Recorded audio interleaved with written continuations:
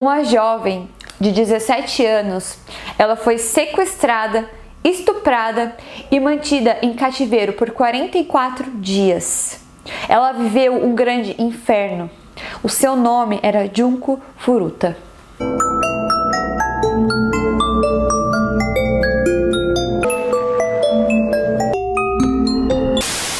Junko era uma jovem muito dedicada. Ela estava no ensino médio e ela era muito bonita. Ela era muito bonita, muito estudiosa e ela estava estudando numa escola em Misuto, no Japão. Junko era uma garota muito popular na escola. Porém, ela era bem tímida, mas ela era conhecida por ela ser muito bonita. Ela era totalmente diferente dos seus amigos. Os seus amigos, eles estavam mais na vibes de festas, drogas, bebidas, sexo. E ela era uma menina bem tranquila, ela se dedicava aos estudos e ao seu trabalho. Ela tinha uma rotina bem comum. Durante a manhã, ela estudava e à noite ela tinha o seu emprego como garçonete. Na escola que Junko estudava também um garoto que se chamava Hiroshi. Ele tinha 18 anos e ele era o valentão. Era aquele garoto que batia em todo mundo, que se achava melhor que todo mundo, e as pessoas ficavam sempre distantes dele por conta disso, e também porque ele dizia que ele fazia parte de uma facção internacional criminosa. Acontece que Hiroshi, ele criou um certo crush pela Junko. E ele ficou totalmente frustrado quando ele foi negado por ela. Isso porque geralmente não acontecia, as pessoas tinham tanto medo dele que ele geralmente não era negado pelas garotas. Mas ser negado pela Junko deixou ele totalmente ofendido. Hiroshi e Nobuharu, eles eram dois amigos. E os dois alegavam fazer parte dessa facção criminosa. Acontece que os dois, eles já tinham problemas, né, na escola, eles não iam muito bem na escola com as suas notas, e eles começaram a fazer pequenos furtos. Inclusive, esse amigo de Hiroshi, ele já foi preso em condicional por ser pego dirigindo sem carteira de motorista. No dia 25 de novembro de 1988, esses dois amigos, eles estavam no parque. Já era o local que eles frequentavam porque eles atacavam e estupravam mulheres. Nesse mesmo dia, às 8h30 da noite, Junko estava voltando do seu trabalho de bicicleta. E esses dois garotos viram a garota passando pelo parque e imediatamente foram até ela, foram abordar para conversar com ela. O amigo de Hiroshi deu um chute numa das rodas da sua bicicleta, fazendo com que ela caísse no chão. Então Hiroshi, ele fingiu reprimir a atitude do seu amigo e ofereceu para ajudar ela a se levantar.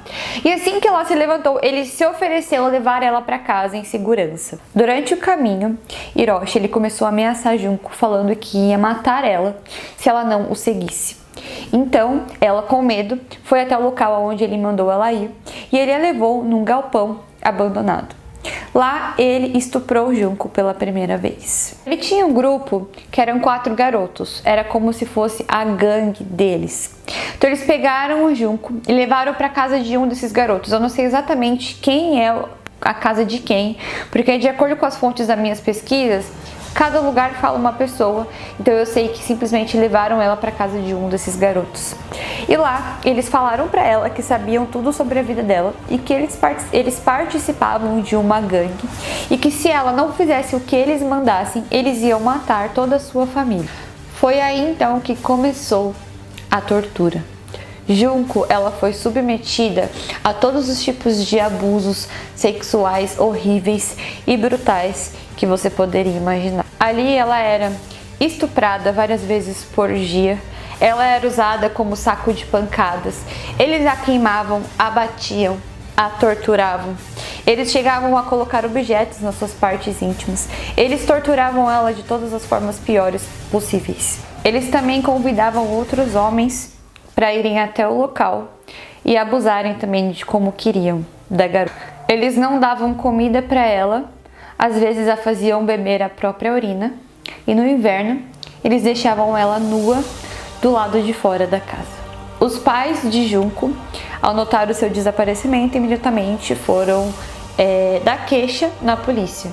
Acontece que os garotos, eles obrigaram Junko a ligar para seus pais e dizer que estava tudo bem e que ela tinha fugido por livre e espontânea vontade com alguns amigos. Enquanto Junko era torturada, ela ficava na casa de um desses garotos. Acontece que os pais desse garoto, eles ouviam os seus gritos, mas eles nunca chamaram a polícia porque eles ficavam com medo, justamente pelos garotos estarem envolvidos com pessoas perigosas.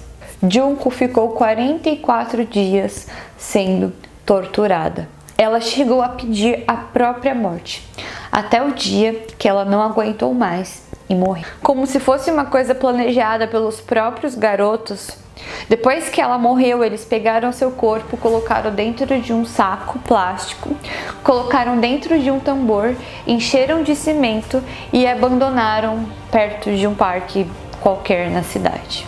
Bom, não temos muitos detalhes de como foi encontrado o seu corpo, apenas que a polícia o encontrou, né, ou alguém notificou a polícia dias depois da sua morte, dias depois que o seu corpo foi descartado. A sua mãe, ao descobrir o que aconteceu com a sua filha e ao escutar o resultado da autópsia, ela ficou muito abalada. Ela chegou a desmaiar e ela foi submetida a tratamentos psiquiátricos. Hiroshi, ele acabou se entregando sem querer sobre a morte de Junko. Isso porque ele começou a ser investigado por morte e estupro de outras garotas.